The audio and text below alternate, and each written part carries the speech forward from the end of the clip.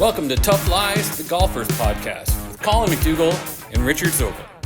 Well, welcome everybody. So good to be back on one of the biggest weeks on the professional golf, the PGA Tour anyways, with the players. You're listening to Tough Lies, the Golfers Podcast. Very excited about today's show. We have a wonderful guest, our first guest coming up later in the show, Armen Suny, which will be fantastic. But first, got to welcome my compadre, my partner in golfing crime here, Richard Zokol. How are you, Richard?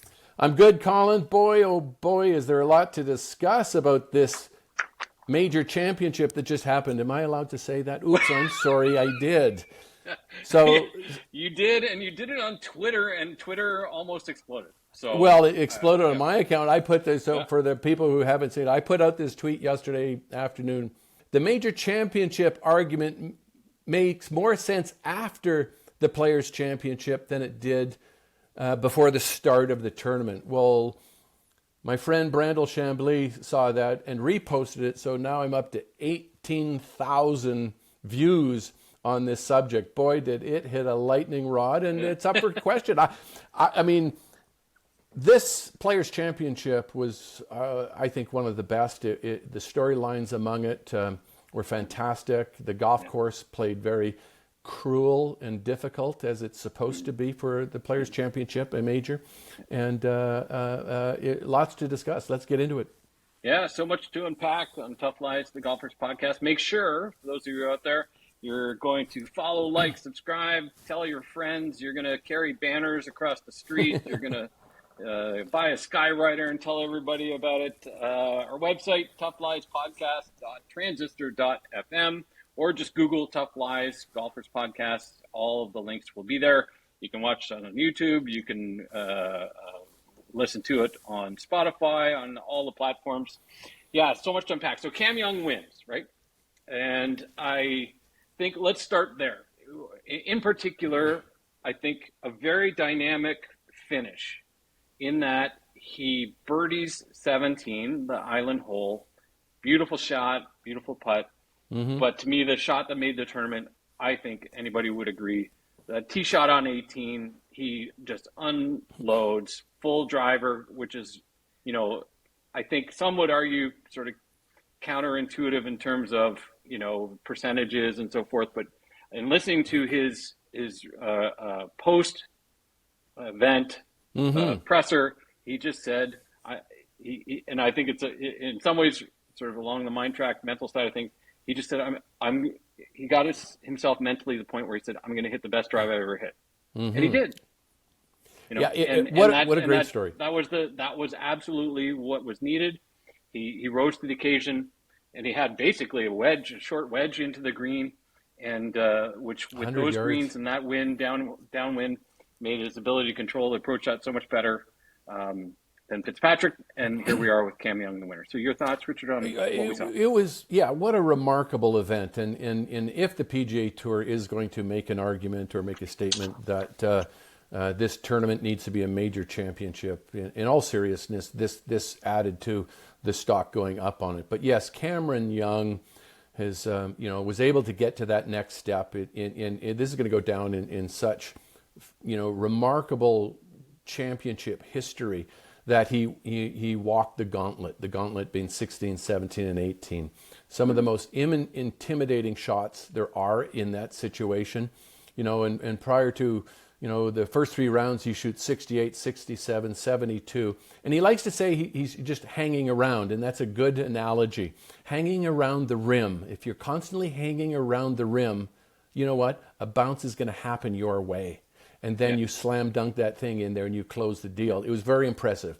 His second shot on the 16th hole, was a little concerning. He hooked it a little bit. The ball got into the trees and then dropped it straight down into that fried egg lie. Now he's in trouble. And I'm going, oh my God, he could, this could go in the water. This could not get out of the bunker. And he hits a remarkable shot, gets through the 16th hole without making a mistake after that, that bad situation. Then on 17, and it is just the most difficult shot. The shot isn't difficult. The situation is difficult. And he said in his post-round interview that this is where he felt lucky, that the tee shot, it played 130 to cover the bunker.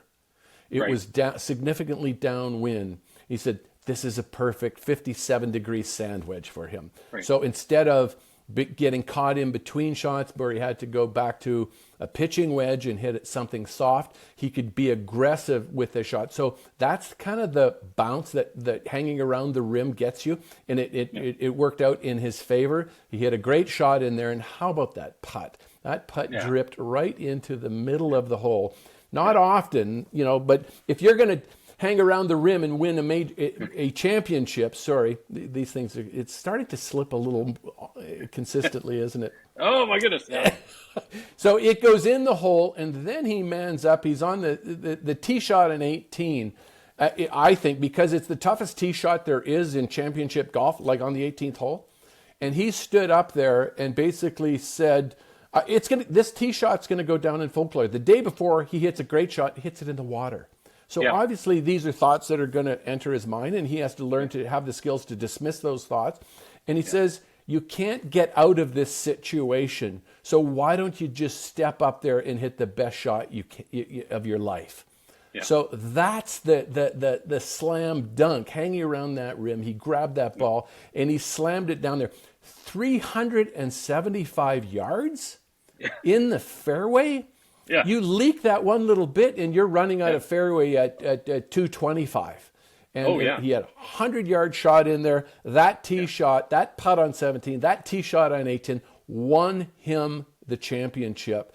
And it's going to go down. I love how Brandel made reference to Tom Watson in 79, how he learned to get through these difficult situations. Cameron Young did it as well, and it's going to go down as one of the greatest tee shots on the 18th tee in the history of this game.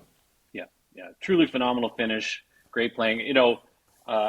Cameron Young, I think I've spoken on this notion several times on the podcast, and I think it pervades the sort of my general view on the tour, which is, we don't know these players as well as I think we ought to in terms of the character, who they are, their backstory, that sort of thing.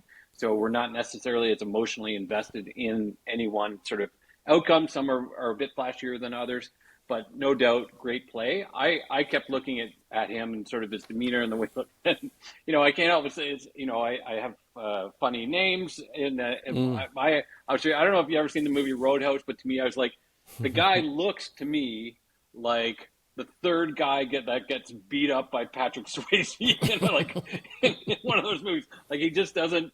He's got kind of a rough and tumble demeanor in terms of the way he walks around and sort of carries himself, and sort of that the way he takes it back, and he's got a very deliberate sort of pause on his backswing, but then, man, he hammers it, and he's merciless in sort of the way he plays.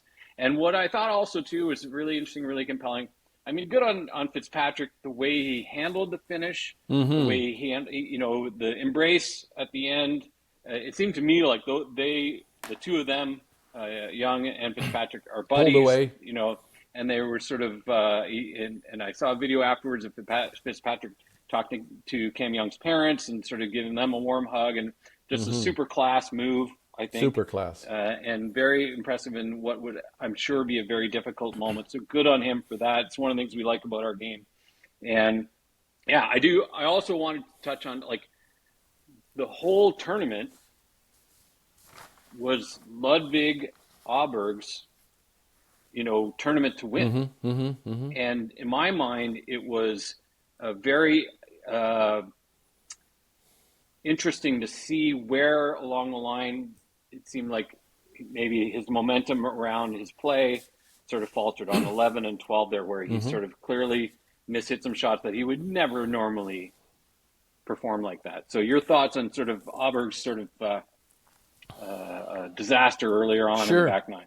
Well, it's fascinating to study, because Ludvig Åberg held a 3-shot lead over Michael Thornbjornsson going into Sunday. Both Åberg and Thornberg were the two players that came through the PGA Tour University program, And Right. both these players are going to be superstars. But Yes. they have to walk through their baptismal of fire too. Yes. Now, and I really enjoyed how both Kevin Kisner and Brandel Chambly explained the situation with Åberg, particularly on the 11th hole, at 11th tee shot. In the moment, he hit that tee shot, and Brandel said through technology that ball went in the middle of the fairway. This is on the 11th tee, the par 5. But they showed a screenshot of impact, and Åberg's tee shot on 11 hit so far way high and way right on the toe of that club head, and it had the gearing effect where the heel came in like this, and it saved the shot. And Brandel and Kisner live said, well, he hit that out on the toe, and the same thing on the 12th tee as well. But the fascinating thing where I think Brandel showed some insight in looking back on that tee shot, that like for a tour player, particularly Åberg, to miss the center of the club face that far, that's a shock. That is really something. I was amazed at how that anyone, particularly his level of skill, could hit it that far out on one of these big golf clubs. Yeah. So that should have given him some insight to how he was swinging the club in that moment, in that situation. So now he's got a 5-wood, a 7-wood. He should not have felt comfortable, and this is an assumption on Brandel's part that because of that execution, that he should have made a better decision rather than go for it. Because as it turned out, he made such a poor execution that his ball sliced in the middle of the lake. It wasn't even close. It wasn't even close. It wasn't even close. And so instead of just because you can hit the green in 2 doesn't mean you should, that his key performance marker, his assessment, his decision to go for the green, would he have, in hindsight, it's very clear, but make a simple layup, get you a 115-yard shot to the pin, possibly make birdie and bogey at par at worst, and that was an indication. Then he follows it up on the 12th tee with this snap hook, another indication that he hits it way out on the toe that Kevin Kisner spoke about, and hit it in the middle of the lake left. Yeah. So these are things that are just catastrophic. He, double bogey. He lost the wind in his sail. He lost everything on those 2 holes. But what he will gain from it is that learning experience. It's going to be no different than Tom Watson in 1974 at the U.S. Open, when Watson shot 79 that day, and he was considered a choker, and Nick Faldo was considered a choker. He was called El Foldo. So I see Ludvig Åberg learning from this. He's a very sharp guy. Michael Thornbjornsson learning from this. And those 2 players in particular will go on to be superstars in this game just because of their nature and their skill level. But yesterday belongs to Cameron Young, and what a great finish he did. So historic stuff that happened yesterday. Yeah, I thought, it was interesting, the contrast. In Thornbjornsson's case on 4 there, I thought it was there's an execution error, but I think it was a compounding error. He missed the tee shot into the rough, he put it out into play. Yes, fine. But I think he had a short iron, instead of sort of pitching it out to the right, having it spin towards the hole, as a lot of those guys were doing, I think it looked to me like he was trying to dunk one right beside the hole directly, and he tugged it a little bit, goes in the water. If he had just aimed 12 yards, 8 yards or whatever to the right, take his medicine, maybe he makes par, but at worst he's making bogey. And then I think he just sort of mentally lost it after plunking it in the water from there, and he missed two short putts makeable, and it just sort of was a disaster from that point. Yeah, you don't want when you make a mistake, and it's very costly, you don't want to compound it with another mistake, because that's when you I was thinking as he hit that shot, I was like, that is a classic Zokol misassessment of a shot. Yeah. So last thought on Thorbjornsson's, in my mind, classic misassessment, as he would say, compounding error. I think we'd be remiss too if we didn't spend a minute or two talking about the Canadian Sudarshan Yellamaraju. Played an unreal weekend, making more in earnings in one event than he has in his career so far combined, and played just brilliantly. I thought it was a really interesting, and what a story too. He's I think the first sort of what I would call in air quotes YouTube golfer who hasn't had a lesson, learned everything he knows about golf from watching YouTube and getting tips from the pros. And here he is with a tremendous, tremendous finish over the weekend, coming fifth and almost $1 million in earnings. Your thoughts? Yeah, great stuff. I've had my eye on Sudarshan Yellamaraju for a couple of years now. 2 years ago, he was on the PGA Tour Americas Tour, and this kid's showing mental fortitude, grit. Then he graduated to the Corn Ferry Tour a year ago. He opened up in the first part of the season with a victory. So you're going, okay, who is this Sudarshan Yellamaraju fella playing out of Canada? And then he's set perfectly last year because of his win at the start of the year, to finish in the top 20 and graduate to the PGA Tour. So we're going, okay, let's watch this guy. So he gets to the PGA Tour this year, and he's not exempt for the Players' Championship. He earned his way on. He has played, some wonderful golf, and then we find out a little bit more about him, that he's never had a formal golf lesson. And I love this. I love this fact that he's a YouTube learner and watching, Rory McIlroy and Scotty Scheffler and who knows what else. But what I love to see about how he plays the game, and he's got a lot of courage. It takes courage, and I think this is where, I hate to say this, but Corey Conners needs to gain more of, get a little more grit. And I think Sudarshan has it in spades, and he's not afraid of the situation. And just he birdied, I think, through 3 of the first 4 holes in the final round, and he didn't wilt away. So we're going to see a lot from this young man, and it's great for us to go, to find out more about him, and it's just great. And these are the inspirational moments that affect a lot of people, and particularly in Canada. So I'm very excited to talk about Sudarshan Yellamaraju. Yeah, I agree.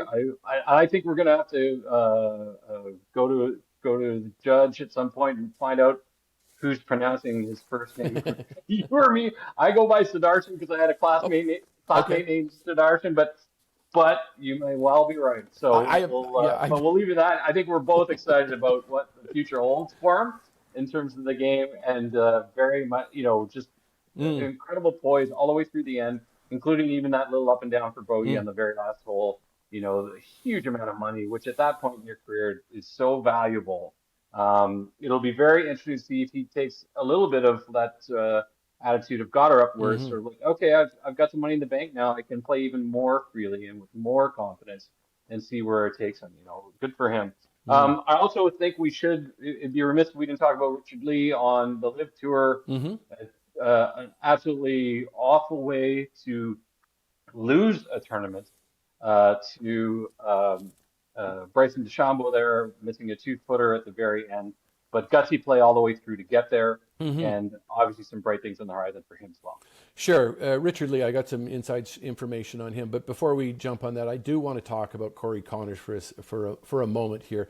Unfortunately, things didn't work out for Corey, shooting 72, 74 in the last round. And, that 74 in the final round, that was the highest score amongst all the top 30 players. And this it's becoming an issue, I think, with Corey needing to learn how to perform when walking the gauntlet.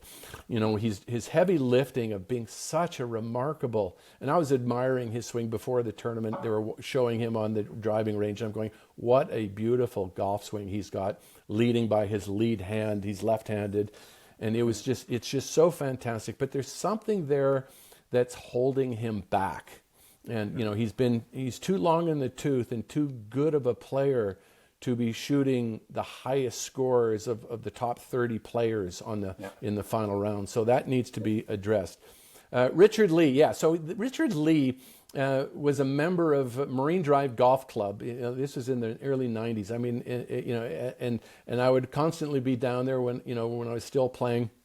And Richard was about he was about 5'0", probably about 12 years old. And he looked like this little professional golfer. And I remember in the pro shop, and I walk in there, and he's standing there, and one of the pros says to me, says to Richard, says, this is Richard Zokol. And Richard Lee, at 12 years old, he looks me up, he looks me down, he looks me square in the eyes, he goes, "No, you're not." And this guy had charisma back at 12 or 13 years old. And you could just tell he oozed wanting to be a professional golfer. He dressed like a pro, and it was the cutest little thing. But he's a hell of a good player, and his Asian connection got him into these events. He's playing in these live events and finishing second. Even though he missed it, I think it was a 2-foot putt. It got into his head, but I think this is something that I mean, you look at these two young guys, Richard Lee and let's call him Sudarshan, the amount of money these two guys made, and they're not even on the PGA Tour. Yeah. So there's a lot of dough going around in this game, and two of our newest Canadians that are performing at a high level, Sudarshan Yellamaraju, if I've got that pronunciation, and also Richard Lee playing on the Asian circuit and live as well. So fascinating stuff. Yeah, fascinating indeed. So we're going to take a break right now. We're going to come back with our guest, Armen Suny, our first guest. We're super excited to have him join the show and talk about his experience in course design, his experience in dealing with the governing bodies in golf. He's got some crazy, amazing stories. And, of course, we can't help but talk a little bit about Sagebrush, your co-design work with him and Rod Whitman. So enjoy that guest interview coming up right after the break. This episode of Tough Lies is brought to you by TrueSpec AI Yardage Intelligence. Most golfers use GPS. Smart golfers use data. TrueSpec pairs high-resolution course mapping with AI-powered shot strategy. Through a mobile app that knows exactly where you are on the course, current wind conditions, elevation change, and most importantly, your shot tendencies. It doesn't just tell you the number, it recommends the club, the target, even the smart miss. All you have to do is execute. TrueSpec, AI Yardage Intelligence, because strategy should be automatic, pressure is not. Welcome back, everybody. So glad you're with us on Tough Lies and Golfers podcast. We are so excited to have our very first guest on the show, but it would be a terrible thing if I introduced them, because Richard Zokol here and it is going to introduce our wonderful guest, Armen Suny, today. Richard? Well, thank you, Colin. I am delighted. We are delighted. The show is delighted to have one of my very best friends, as it's turned out. And it took a couple of decades for us to connect. It was right from the beginning, Armen Suny. Armen Suny, in my opinion, is the best agronomic expert on golf courses that is on this planet right now. Let me give you a little bit of background. Let me brag a little bit about my good friend Armen. Armen is a Philadelphia guy. He grew up in Philly. He got into and also prior to the golf, he was a freestyle skier for the USA back in the day as well. Then he got into golf course agronomic. He went to Penn State University, and part of their turf grass management program, Armen's teacher at Penn State, a guy by the name of Joe Duich, invented Penncross bent grass and the others A's and G's. Yeah. A's and G's. So this is where Armen came from. In 1981, he was the assistant superintendent at Marion when Marion hosted the 1981 U.S. Open. Worked at Rolling Green, Aronimink, then got headhunted to Cherry Hills in 1985. They were prepping Cherry Hills for the PGA Championship. Armen came in, has some wonderful and interesting stories about the struggles and fights that he had with the PGA of America, about how difficult the golf course was playing and how they wanted to set it up, and you wouldn't have any part of it. Love that story. Then Armen got headhunted by Jack Vickers in Denver when he started building Castle Pines Golf Club. A very interesting story about that. Armen then and Castle Pines hosted the International. Armen was the executive director, ran that tournament. Then Armen got headhunted from Steve Wynn to run Shadow Creek, become the general manager and head of the agronomic side at Shadow Creek in Las Vegas. When Steve Wynn sold his assets, Armen then started to become a headhunter for superintendents and GMs, and he's positioned people like the head superintendent at Marion to prepare Marion for the 2012 Ryder Cup and other big golf courses, if I'm not mistaken. And so I am delighted to introduce Armen Suny. Armen is we have a partnership. We have a company called Suny Zokol Golf Design. I brought Armen in to be the co-designer and set the agronomic practices for Sagebrush Golf and Sporting Club. And I was so glad that I brought him in as co-designer as well with Rod Whitman, because it yielded such a fantastic golf course. So Armen, welcome to the show. I know you may get a little embarrassed on how I talk about you, but it's something that I'm so very proud of. So welcome. Well, thanks so much. But I just want to correct it was Medina that I did the placement, not Marion. Sorry. Yes, I love Marion. Medina in Chicago. Yeah. Thank you. Yeah. And then I was the third superintendent at Castle Pines in 5 years. I was the third GM in 5 years at Shadow Creek. So maybe there's some numerology going on here or something. And Dick, thanks so much. It's a pleasure to be here. And Colin, great to meet you finally. Yeah, indeed. So this is great. But yeah, we've had an interesting run. My wife used to say that Dick and I were twin sons of different mothers. So we see things very differently, but end up at the same place quite often, which is kind of fun. So, from your perspective, how do you recall our first meeting and how that looked? Yeah, I remember Larry Thiel called me. Larry was the executive director, and I was taking over for Larry 5 years later. Larry called me up or on the radio at that time, said, "Hey, I got somebody that wants to meet you."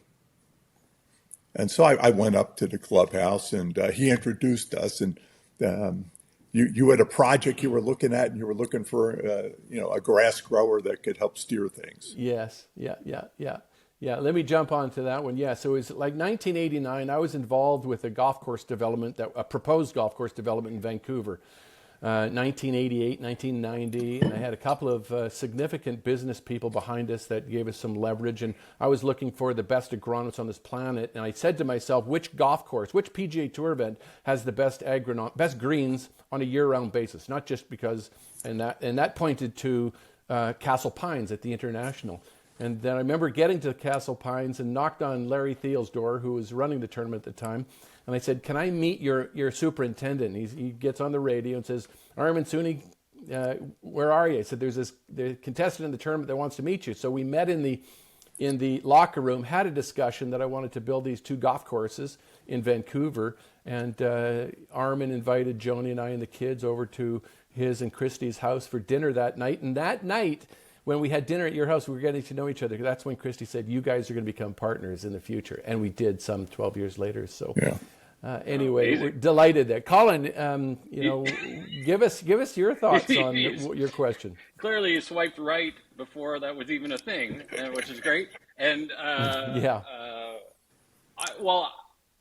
in preparation for today, to me, with my understanding of your background, Armen, the angle I wanted to take for our discussion was around course setups as it pertains to the turf side of things for tournaments, majors, the different governing bodies. And I thought it would be really interesting for the audience to get a sense of sort of perhaps your understanding of the different perspectives of those organizations, as it pertains to course setup. Because I think, as fans and viewers, we really don't have we just turn on the TV. The golf course almost always looks amazing.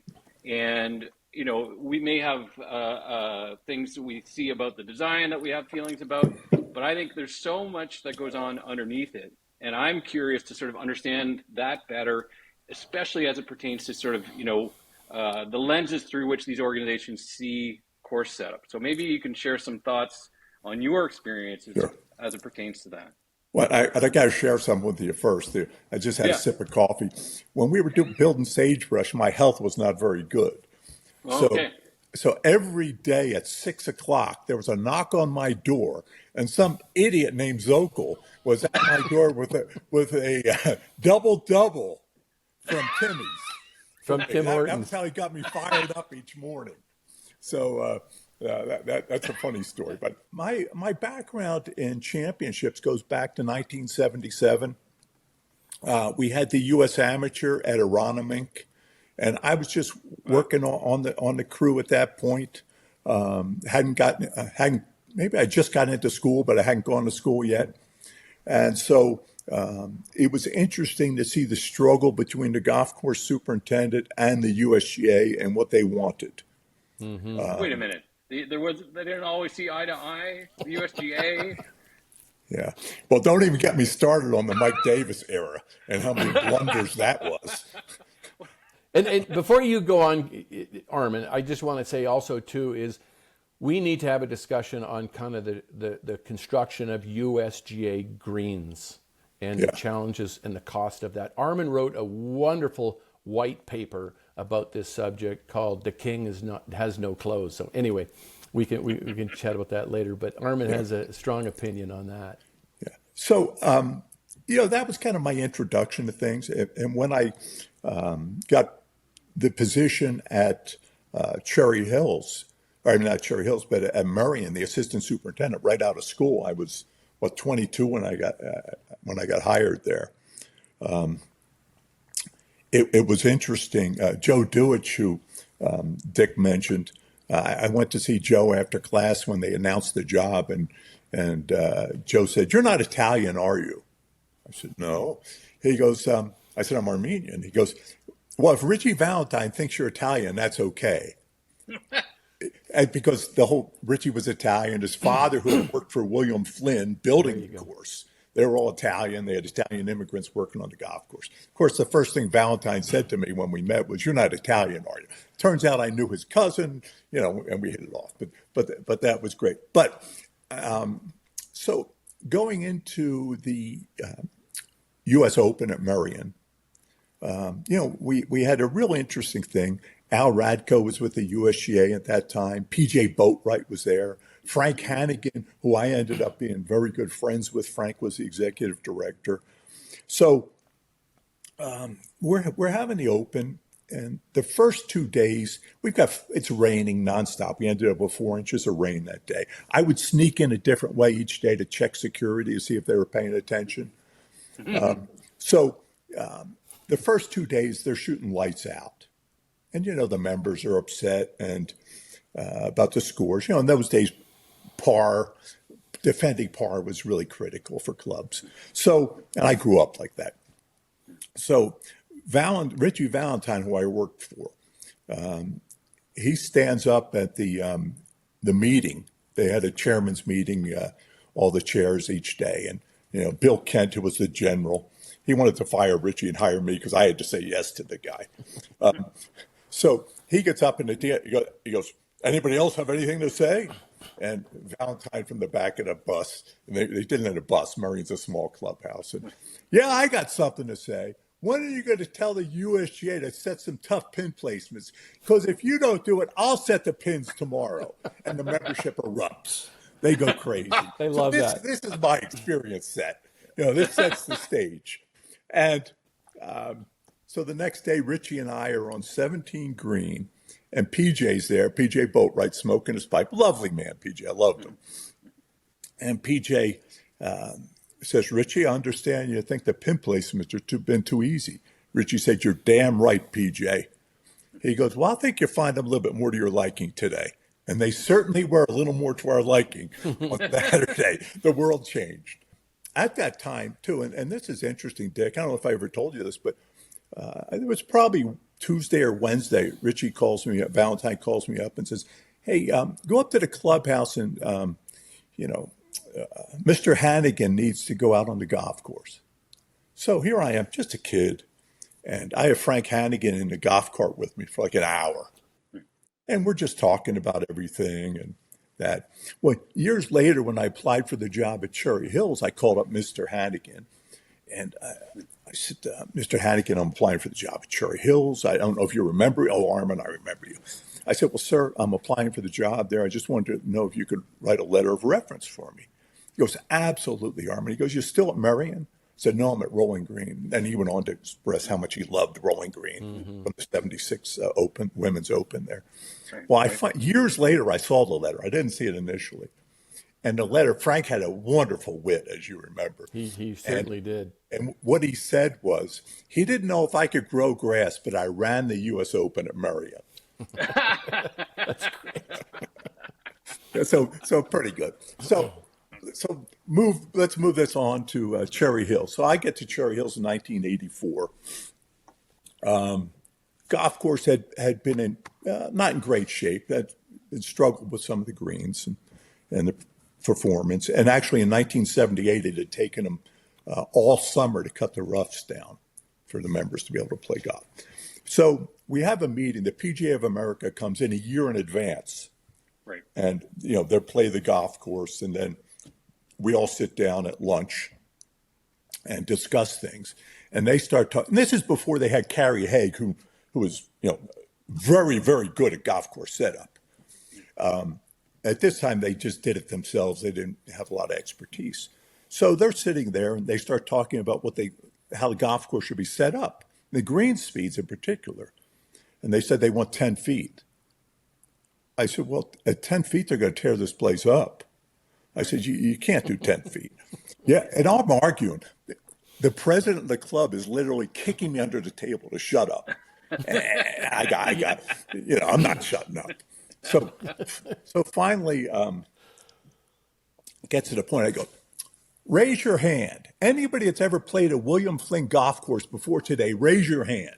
Of course, none of them raised their hands. I go, listen, I grew up on Flynn golf courses. I've done an amateur. I've done an open. I'm telling you, if you put this thing at 10 feet, it'll be lights out. This is be embarrassing. And finally, the president of the club and the general chairman of the event, they like Armen, that's what they want.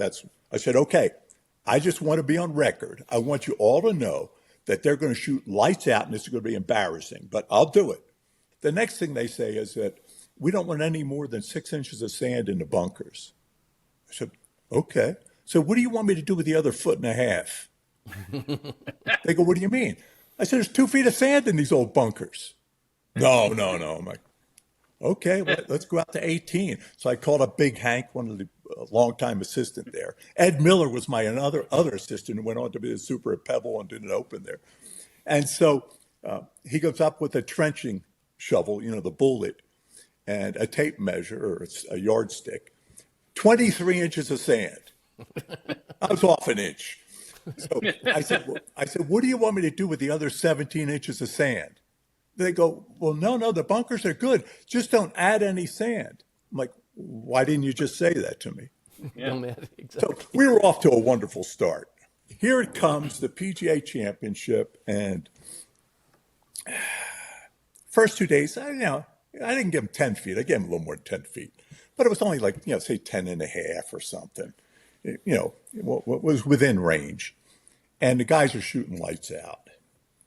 And so Joe Dewich is there, Teddy Horton from Westchester's there, Bob Alonzi from Wingfoot's there, Valentine's there, Joe Dewich is there, and they're all busting me. And, I'm young. I'm one of my 27 at that point, and it's still full of piss and vinegar. Can I say that? And yeah. I'm a little peeved. I'm at a party that night, and PGA of America guys are there, and I ended up being friends with those guys years later. But it was Mickey Powell, Mark Kazar, J.R. Carpenter, and Pat Riley. Pat and I never got to be buddies. He might not have made it off the playground if we were kids. And so I see those guys at the party. I go, you know what, guys, you had it your way 2 days. Tomorrow it's my way. They go, what do you mean? I said, they're going to be fast. You can't do that. I go, just watch me.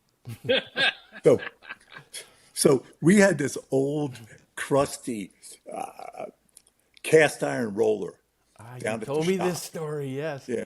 So I took it up and chained it to a tree in front of the golf shop where whether you're coming from the practice tee or out of the golf shop, you're going to see this roller chained to a tree. Now, I got them from Valentine because we had these rollers that came from Merion Cricket Club to knock the dew off. And we put one at the exit of every green on the golf course during the 81 Open, just so they could see the rollers. So it looked like it was being used. Yes. Yeah. Of course, everybody looked at it. It was rusty. It hadn't moved in a million years. So the players, I'm in their heads. Right? I'm sorry, Dick. It's terrible for me. So I'm in everybody's head. They all look at you like, what? And, of course, the putting green was faster. So the guys, they should figured out something. Now, the temperatures had gotten really warm. The humidity was, low teens, maybe even the single digits. And we hadn't watered greens because those greens could go, 3, 4, 5 days without water and be fine. The roots were like this. So all of a sudden, things go crazy. The ball starts bouncing on greens. They're faster. They're not real fast. They're like, the low 11s or something. Nothing crazy, because there's some greens with too much slope there. We just can't get them any faster than that, and still have some decent pin placements. So, Mr.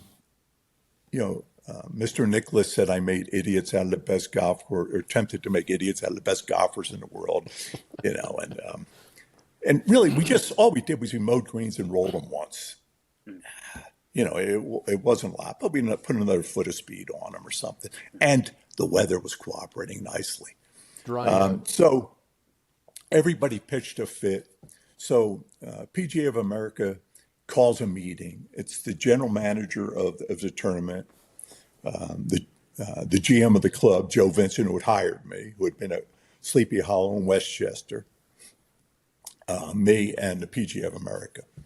And they said, listen,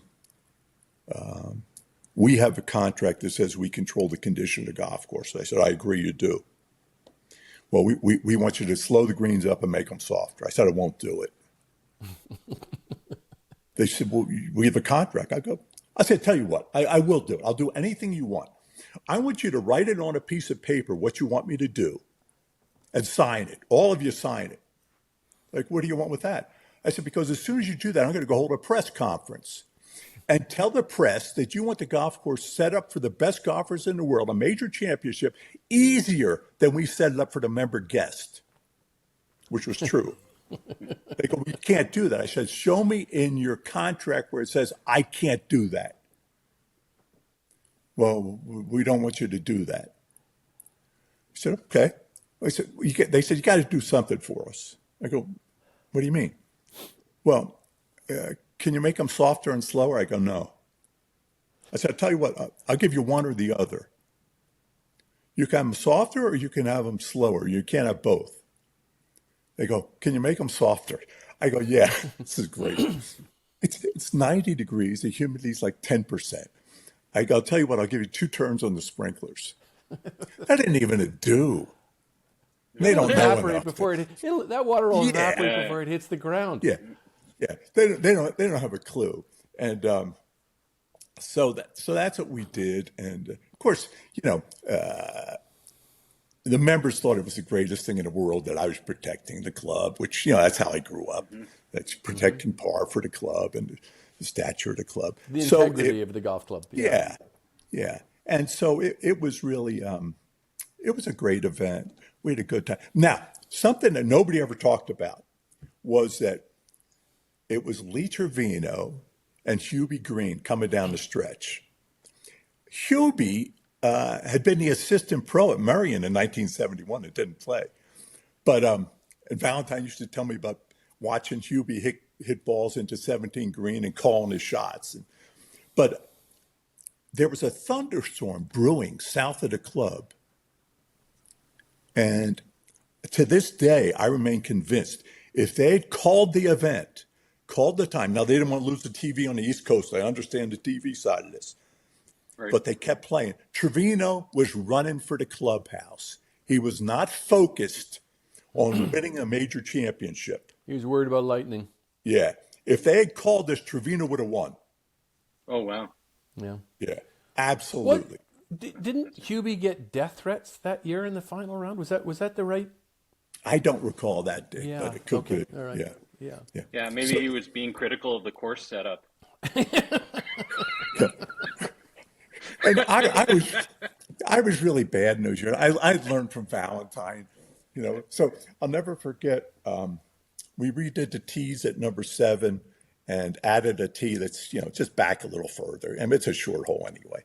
But what I did was it was a dog leg left, and I put the tee championship tee 1% left to right. Hanging lie. Yeah.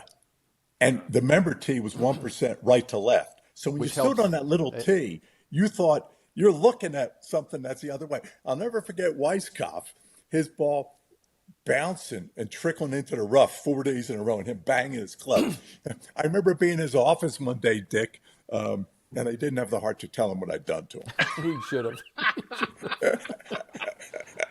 So a couple of things.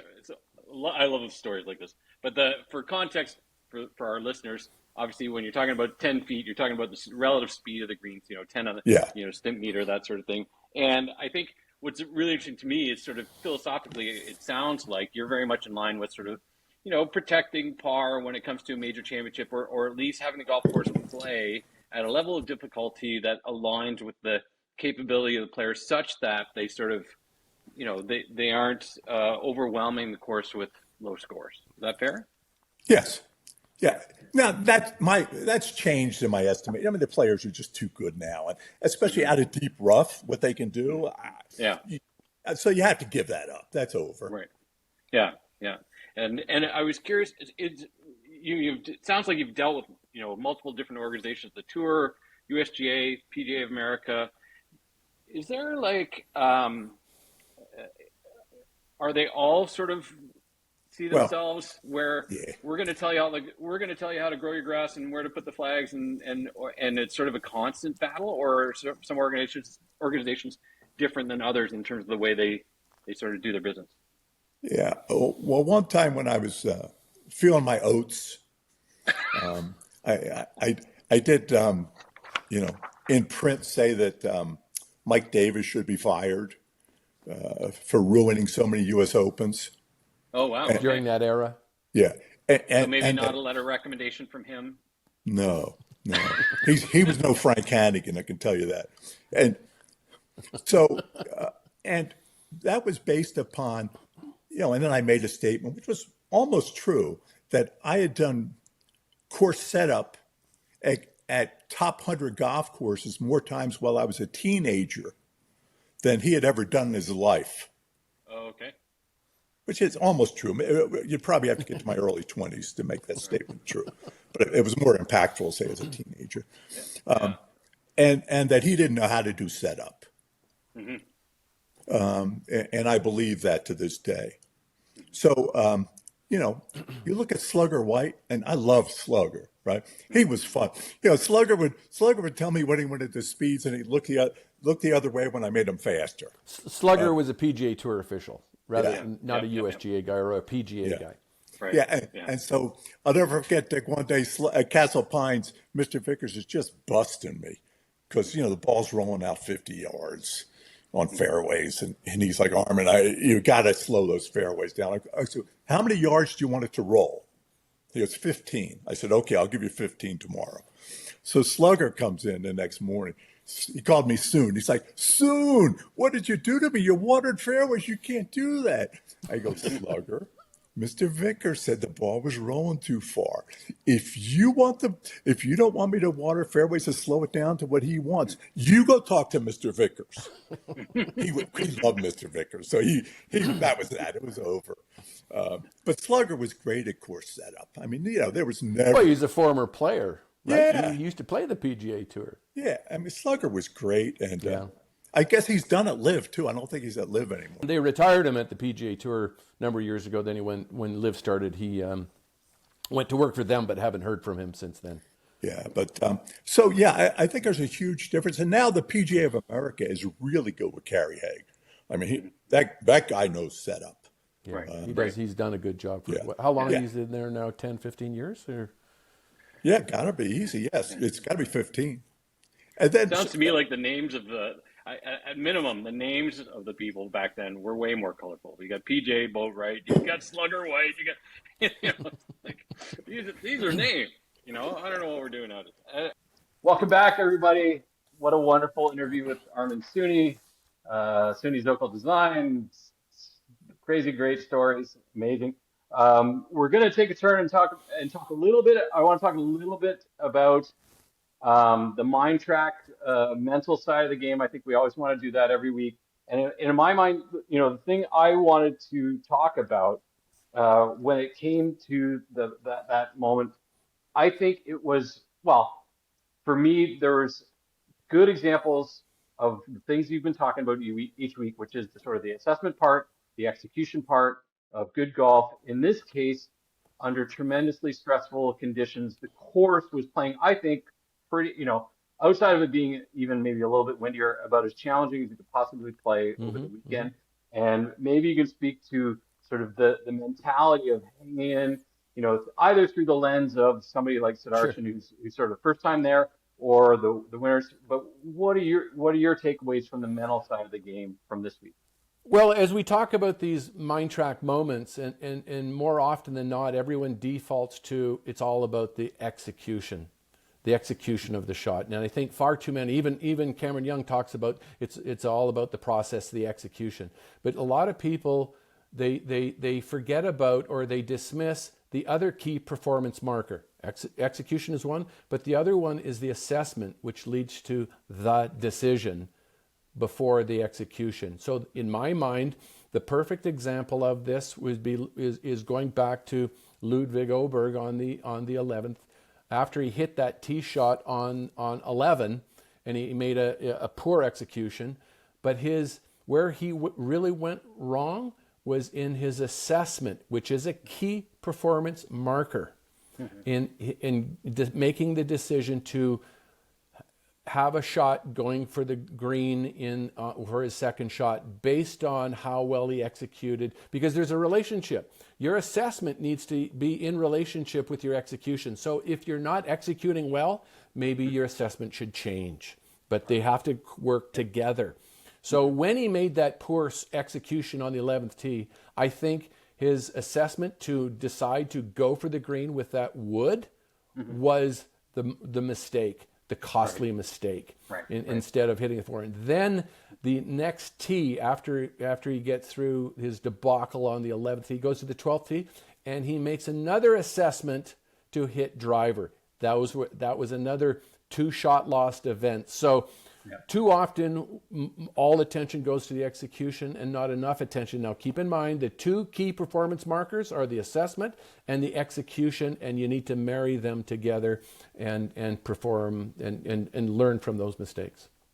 Now, I'm smiling joyfully, I have to say, because at this point, I feel like a lawyer that sort of has cross-examined the witness and led them to the perfect point, because I know something that I think most people in the audience don't necessarily know, which is to say, you, Richard Zokol, have a personal record at TPC, and I think it's, anyways, to me, it sort of lines up with this idea of assessment and that, those sort of things.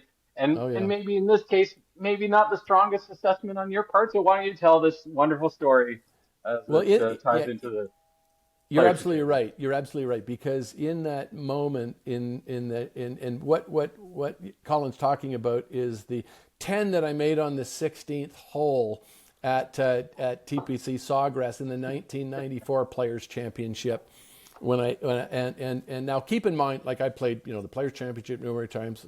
I played the qualifying school at TPC Sawgrass, so I'm intimate with this golf course. And in 1994 at the Players Championship, I hit a good tee shot off, and I'm going into the green for my second shot. I made the assessment, which you're right, it may not have been so it became a 5-shot lost event, and I stood there hitting ball after ball into the water in true tin cup fashion of Roy McAvoy, standing there, and I'm either going to hit the green or run out of balls trying. So the PGA Tour, and they didn't do it this year, but typically at the Players' Championship, they run this ticker tape at the bottom. And they have this eclectic of the highest scores ever shot in Players' Championship history. And so I did the math. I went through 1 through 18, and my 10 on 16 was the highest score. So the highest, the eclectic score from all PGA Tour players is 168. That's the high score. So hole number 1, Miguel Angel Jimenez, he made an 8. Fred Couples on the second hole made a 10. It goes all the way through. So on the 16th hole, I made a 10. On Bob Tway on 17 made a 12. Wow. 18, Andre Stoltz made an 11. So this is part of the folklore of the sadistic nature of Pete Dye building this Frankenstein golf course that causes so much inferior questioning of golfers' ability and gives it the true test that makes this golf tournament such a fantastic golf tournament. A major, some would say. But some would say. Some would say. Yeah, I knew that story, and I was like, I'm going to cue this up just perfectly and bring it out. And it's funny, but I honestly didn't recall the year that happened. And I have to tell you, this is just a strange sort of kismet moment, but I was actually at that edition of the Players. The only time I ever went was 1994 because I was living and working in that area. I was there, and I had it on my list of things to share. Just quite curious. That was the year that Greg Norman ripped it up. That was, he won 24 under, and he told Pete Dye before the tournament started he was going to tear it up. And he did tear it up, and he won by 4 shots over Fuzzy Zeller, and the whole towel surrender thing, and that whole thing. I was on the fan side behind the gallery, and I just remember one of the most memorable shots I've ever seen was not Greg Norman's on 17, which is a good shot on the final round, but it was Fuzzy Zeller's. Fuzzy Zeller on 17, for those North Island green. The flag's always in the right back corner on the last day, and I was there, and Fuzzy Zeller hit a draw into over the water? That green, over the water. I thought he hit it. I'm like, oh, that's in the lake. And then the ball just curves and curves and curves, and it just caught that right edge. And here, and him, he's just whistling. He just sort of, how he was. Free spirit guy. It's sort of like everything is cool. And I was just like, that was the most incredible shot. He hit a draw into that back right flag. I don't know if it was purposeful, but it sure was an amazing shot. Yeah, the amazing and the 10. I hope no one ever makes an 11 or a 12 or a 13. I wear that as a badge of honor, having to walk the gauntlet as well. Yeah, on 16. Amazing. Thanks for bringing it up. I got over it about 20 minutes ago. Listen, I think believe me, I think if we're going, there's a good chance that I think a very good chance that I've made a lot more 10s and more than you have in your career. But thanks so much. I think it was just a wonderful episode this week. We had a great guest, an incredible week on the tour, some great Canadian stories. We're really on a run here, and we're looking forward to future episodes. We're going to bring even more guests, some great names, and another great week here on Tough Lies, the Golfers Podcast. Make sure you follow us at Tough Lies Podcast on Instagram. And just Google us and find Tough Lies the podcast, and you'll watch us on YouTube wherever you want. But thanks again for another great week, Richard, and look forward to talking to you again next week. Joe, thank you so much. Colin, thank you. Yeah. And thank you, Armen. Yeah. Join us next week on the Golfers Podcast with Richard Zokol and Colin McDougall.